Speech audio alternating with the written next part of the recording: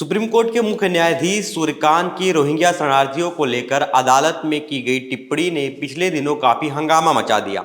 उन्होंने कहा था, क्या घुसपैठियों का लाल कालीन बिछाकर स्वागत किया जाना चाहिए। इस बयान पर बहस तेज हो गई है। अब सीजेआई सूर्यकांत के खिलाफ चल रहे हमलों के विरोध में सुप्रीम कोर्ट और हाई कोर्ट के 44 रिटायर्ड जज सामने आ गए हैं। इन पूर्व जजों ने एक संयुक्त बयान जारी किया है। इसमें उन्होंने सीजेआई पर हो रहे व्यक्तिगत हमलों की कड़ी निंदा की और इसे न्यायपालिका को बदनाम करने की साजिश बताया। आइए पूरी बात को आसान भाषा में समझते हैं। 2 दिसंबर का केस है। रोहिंग्या समुदाय के कुछ लोगों के हिरासत में गायब होने के मामले की सुनवाई हो रही थी। सीजेआई सूर्यकांत की अगुवाई वाली बेंच ने रोहिंग्यों के शरणार्थी दर्ज पर सवाल उठाए।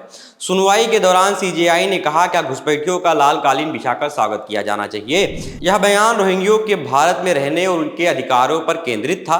कुछ रिटायर्ड हाई कोर्ट के जज, वरिष्ठ वकील और कानूनी विशेषज्ञ ने मिलकर सीजेआई को एक खुला पत्र लिखा। उन्होंने इस टिप्पणी को असंवेदनशील और संवैधानिक मूल्यों के खिलाफ बताया। पत्र में लिखा कि हिंसा और उत्पीड़न से भागे लोगों को घुसपैठिया कहना ठीक नहीं।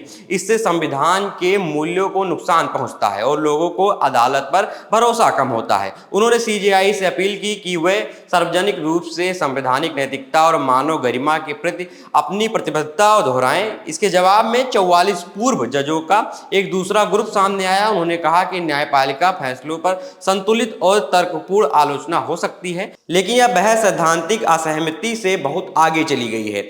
यह अदालत को बदनाम करने और एक सामान्य कोर्ट रूम की बात को पक्षपाती बताने की कोशिश है। पूर्व जजों का कहना है कि सीजेआई पर इसलिए हमला हो रहा है क्योंकि उन्होंने एक बुनियादी कानूनी सवाल उठाए।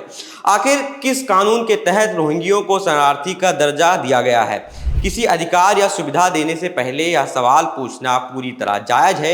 आलोचकों ने बेंच की एक महत्वपूर्ण टिप्पणी को अनदेखा कर दिया। बेंच ने साफ कहा था कि भारत में रहने वाला कोई भी व्यक्ति जबरन गायब किया जाना या अमानवीय व्यवहार सहन नहीं कर सकता। हर व्यक्ति की गरिमा का सम्मान होना चाहिए। 44 पूर्व जजों ने सुप्रीम कोर्ट और सीजेआई पर पूरा भरोसा जताया है। कहा कि वे बिना डर या दबाव के अपने संवैधानिक कर्तव्यों का पालन कर रहे हैं। उन्होंने कोर्ट की टिप्पणियों को तोड़ मरोड़ कर पेश करने और मतभेद को व्यक्तिगत हमलों में बदलने की कोशिश की कड़ी निंदा की है। यह पूरा मामला न्यायपालिका की स्वतंत्रता, कानूनी सवाल और मानव अधिकार के बीच संतुलन का है। दोनों पक्षों की बातें सुनकर लगता है कि बहस जारी रहेगी। फिलहाल आप क्या सोचते हैं, इस पर कमेंट में अपनी राय जरूर दीजिएगा।